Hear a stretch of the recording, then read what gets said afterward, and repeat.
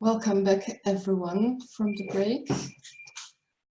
We would like to start the first session. And I would like to give the floor to László Horváth, who is an assistant professor at the Institute of Education, Faculty of Education and Psychology at Horváth University, to present their research on teaching mobility quality aspects. Thank you very much, Kata, and I welcome everyone. I'm going to share a screen for my presentation.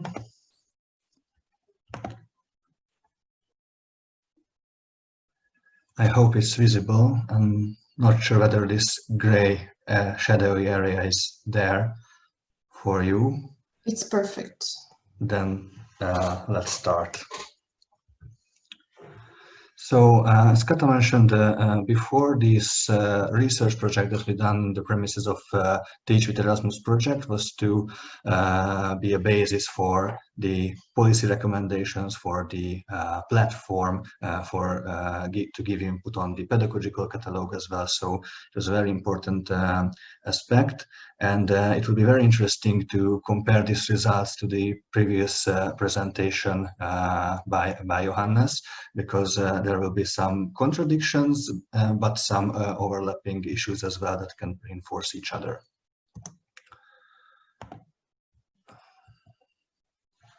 To address the elephant in the room, I think it is important to define the bigger issue that we are talking about here, namely internationalization.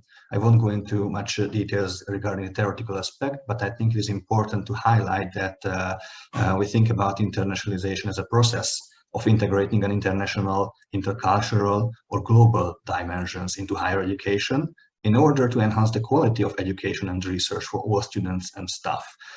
And of course, it is trivial that the changes in the social and economic environment forces and encourages also higher education institutions to define their strategic goals for internationalization activities.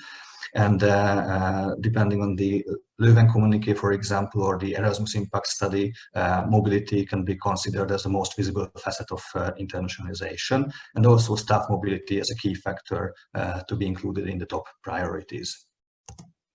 Our research on teaching mobility started with an uncovering of previous research on the topic, and we found that there was less focus in previous research on specifically teaching mobility.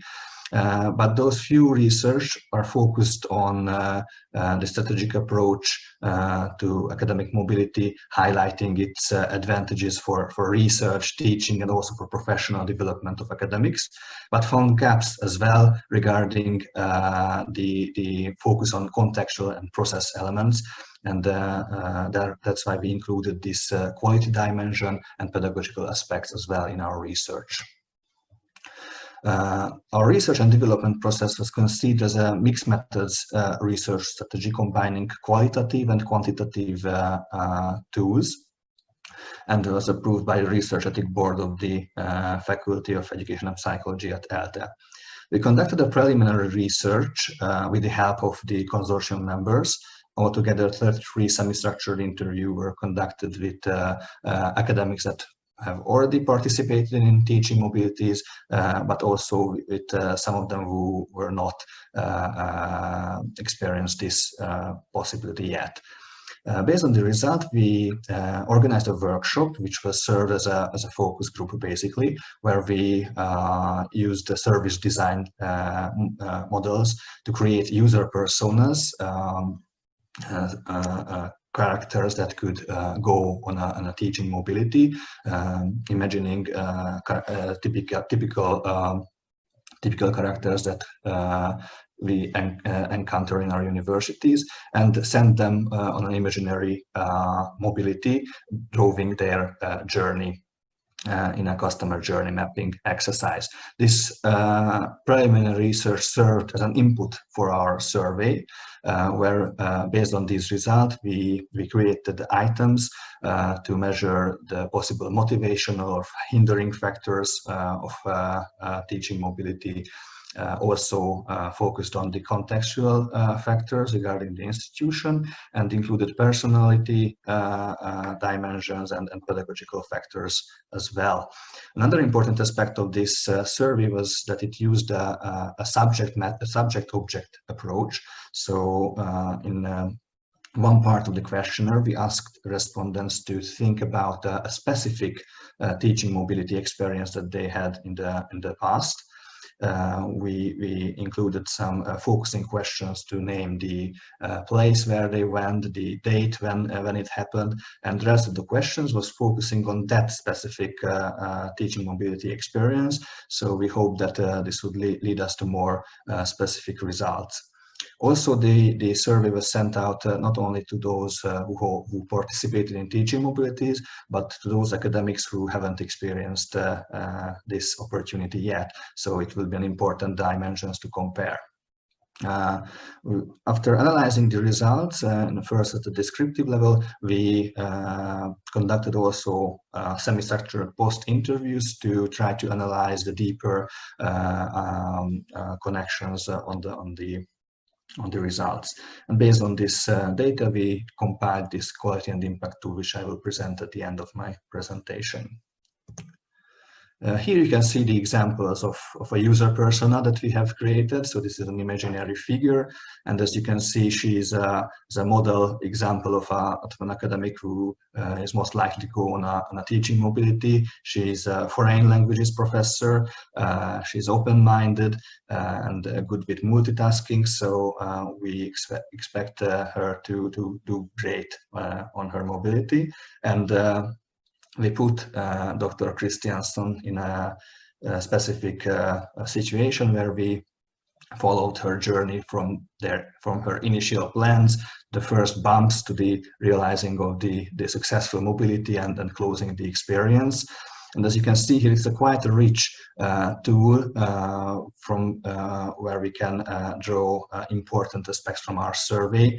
And the participants at the workshop were from international offices, academics as well. So we really tackled all important aspects of a journey.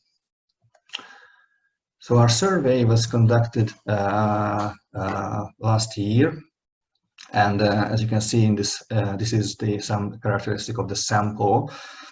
We can say that the sample is fairly balanced in terms of the gender of participants, academic tenure, institution type, and disciplinary orientation as well. And it is important to say that the sample contains academics that have already participated in teaching mobility, 70% of the participants, and 30% who haven't participated in it yet, which we'll compare in later slides. One of the key questions, of course, that what are the hindering factors that participants perceive regarding their teaching mobility experience. It was a huge list of possible hindering factors, and I highlighted the most important ones so that were rated the highest from the participant side. They mentioned that it comes with a great inconvenience to organize it. They fear that the budget available in the program wouldn't be enough. They feel that they can't solve their substitution at the workplace. They find the administrative task a burden. And they selected that they had no time to participate in such activities. For it to be easier to understand, we summarized the different items in this part via an exploratory factor analysis, and you can see the 5 factors that arose from this summary. So the different hindering factors can be characterized as things related to connections and communications, that it is considered as an unimportant thing in the university. For example, it is not encouraged or it is not involved in the professional development of academics. There is a bunch of items that are related to the lack of competencies, for example, language or pedagogical competencies. Another one, issues regarding the organization, and the last one is financial issues. And you can see at the top a comparison of those who haven't participated and participated. And you can see that the blue columns are much higher in terms of all the 5 hindering factors. It could seem trivial that those who haven't participated yet feel that these hindering factors are much of an issue for themselves, but it also highlights the importance that if you run a teaching mobility once, then you will feel or see that it is that these hindering factors can be overcome. Let's see the other side of the coin, the motivational factors for participating. This question was only presented to those who have already been to the teaching mobility. And again, we presented a long list of possible motivational factors and summarized them in a factor analysis. The first one is motivations regarding the development in foreign language and pedagogical aspect, or the second one is to get to know foreign systems and cultures. The third one are research opportunities, and the fourth one is expectation or stimulation from the side of the institution. And at the left-hand side, you can see the top 3 most important and the top 3 least important motivations that the participants selected.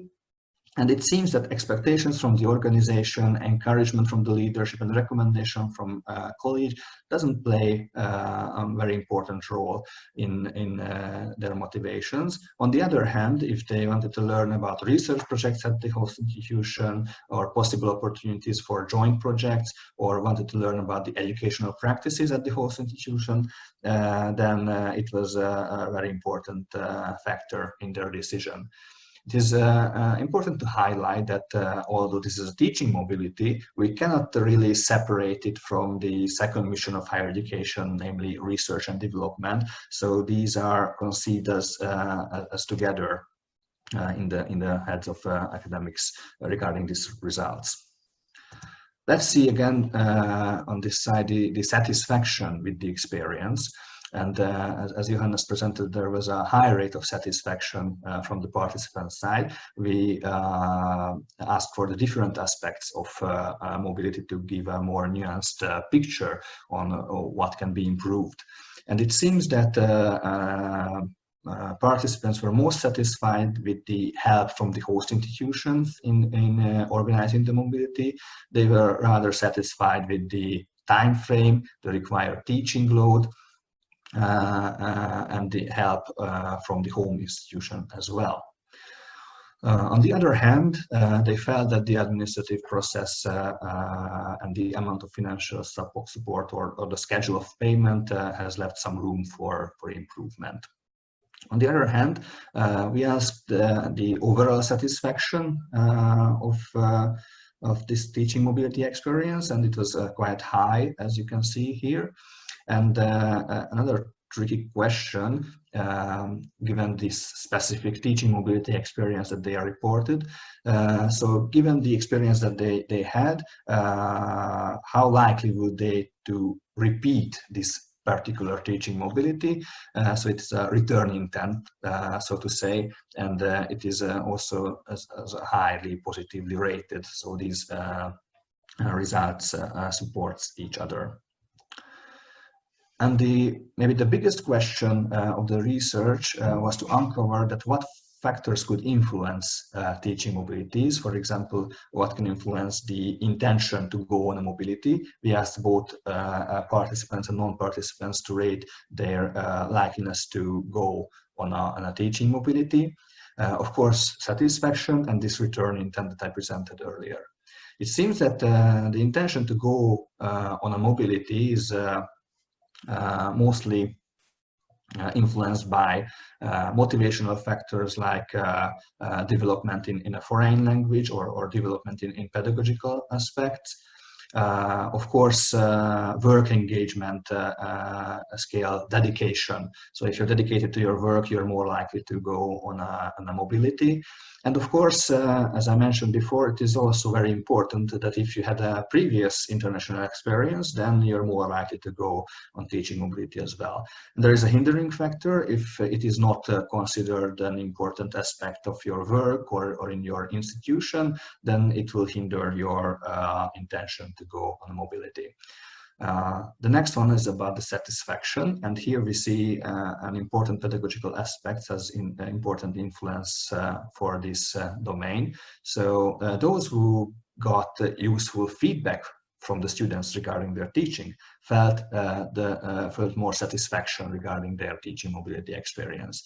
Again, the hindering factor that it is not important or it is not included in their professional development or it is not recognized, it hinders the feelingness of satisfaction.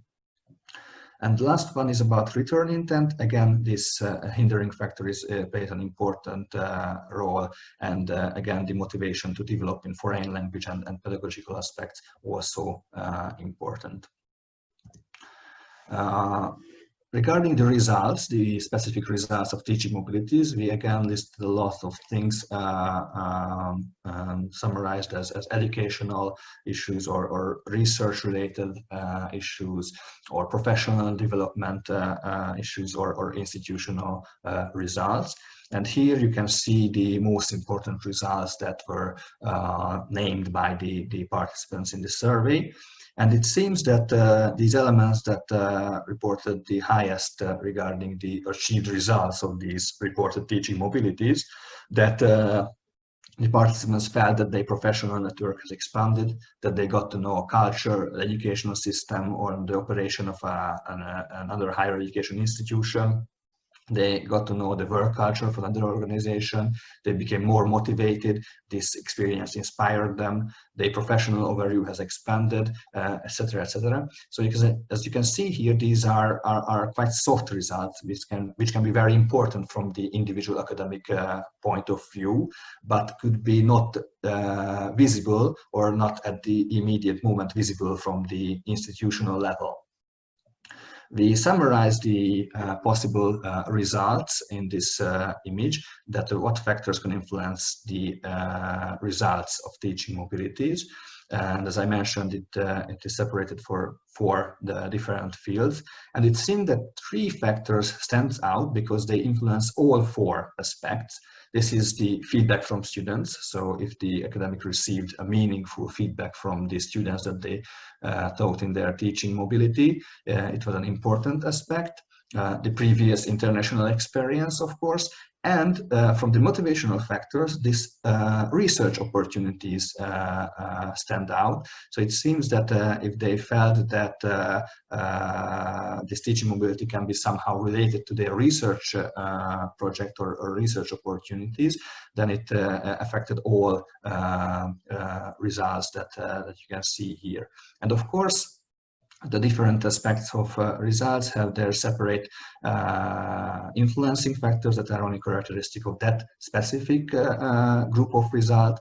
For example, if we want to reach results in terms of education, then the motivation to learn a new language or new pedagogical methods became very important, and the motivation factor that details that mobility is an expectation from the side of the institution or the leadership. On the other hand, let's see another example. For example, the organizational level results, they are hindered by the lack of competence and motivation of participants. So if they feel that they do not have the necessary foreign language skills or pedagogical skills to go on a mobility, then the organizational results will be lower. Also, this expectation is important here as well as a positive aspect, and the feeling of self-efficacy, which is also again connected to this lack of competence from the other side. So these are the most important influencing factors of the teaching mobility results. And based on the previously presented and of course the non-presented results as well, because there's a much more in this report which you can see in your package. as well. I would like to present the main aspect of this quality and impact tool for teaching mobility assessment. It will be good to try it out in an interactive way, but I'm afraid that these tools that we included in this book are very contextualized, and they can be only tried out in a real situation. You will see in a moment why I'm saying this. One approach was to compile this quality tool is to put our survey to a practical use. So basically some of the tools are stemming from our questionnaire. These are mainly the institutional level tools. For example, you can see here the teaching mobility motivation and hindering factors inventory, or the teaching mobility results inventory. So based on our qualitative results and the questionnaire results, we presented in this mobility tool the list of items that we used in our survey, and then it will allow international relation office members or vice directors or quality assurance people to conduct a similar survey in their own institution, or use these lists to facilitate a meeting or a feedback session, or to incorporate these items in the institutional strategy. Or these tools can be used by individual academics as well, for example, using these items to structure a self-reflection and the planning of one's own professional development. But of course, on the other side, it is important to focus on academics as well. And we found in our research that from their side, this pedagogical approach would be more helpful in order to help them to plan a really meaningful teaching mobility experience. Because we saw that if their experience was positive, then they are more likely to go on another teaching mobility, and in that way they can support their colleague and encourage others as well to go on a teaching mobility. Because it was an important aspect that in dissatisfaction that they get meaningful feedback from students. We compiled an innovative student evaluation of teaching tool based on pedagogical research and the research behind this student evaluation of teaching. It is an important theme in higher education research. So this is an easily used tool that can be used by academics in a teaching mobility to initiate feedback from students, and the tool is compiled in a way that it would provide really meaningful feedback to academics. As you can see, there are several tools that are dealing with intercultural understanding or intercultural learning. It is important also from a pedagogical side to, in order to provide a quality teaching experience, is to getting to know your students, and then from that side, this intercultural dimension seems to be very important. So there is a tool that supports that. And as in every pedagogical situation, it is imperative that the planning of a course or a teaching event is supported by this pedagogical aspect. And we provided a course portfolio for that, which also allows for reflection, therefore enhancing the opportunities for professional development, and also a planning toolkit, which based on Big's constructive alignment framework, which is an easily understandable framework and helps you to plan your course or teaching event along some pedagogical guidelines that will help you to deliver a really meaningful and quality teaching session. And of course, we mentioned another intellectual output from our project, namely the catalog for innovative pedagogical methods. So it is also included here. And we see this tool as a possible expanding tool. So these are the initial findings from our research, and as we disseminating our results more and try out the platform and other things from our project, we foresee to include other tools to the quality and impact tool as well. So I would like to thank you for your attention. I saw that there will be a lot of